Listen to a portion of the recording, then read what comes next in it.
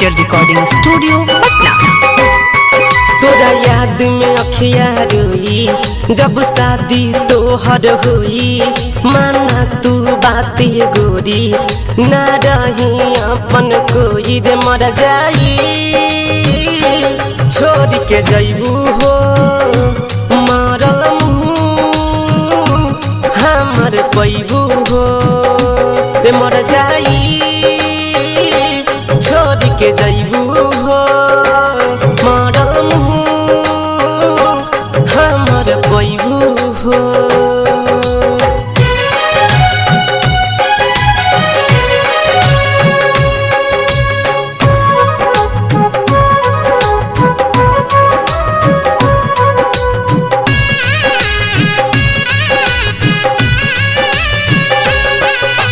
तू हाउ बचपन के प्यार हो, तू हाउ जीवन हो, आस बतुहर बन बदुल्हा तू हमर दुल्हन हो।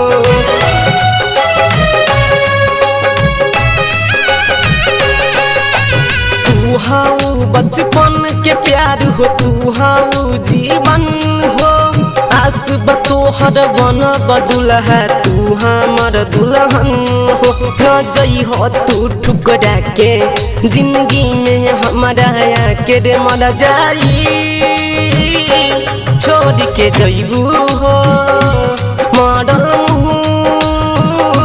हमर पैबू हो ते मर जाई छोड़ के जईबू हो मरल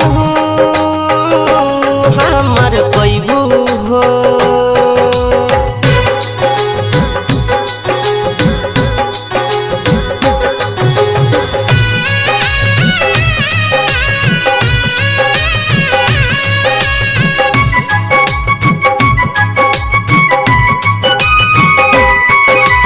हरदम संगे रही है अपना राइटर अमित के, जान से ज्यादा चाहिल तोहके तोरी हो जन पीड़ित के।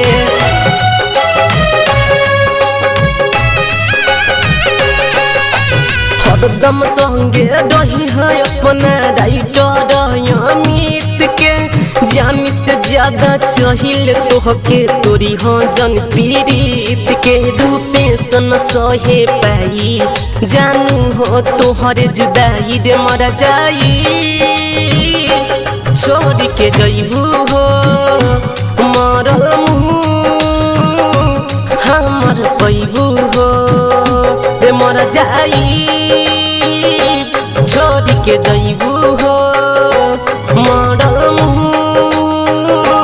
हमर पैबू हो। तोरा याद में अखिया रोई जब शादी तोहर होई, माना तू बात गोरी ना रही अपन कोई रे मर जाई छोड़ के जईबू हो मरल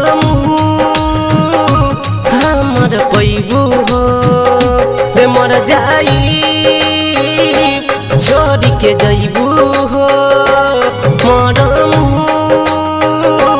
हमर पैबू हो।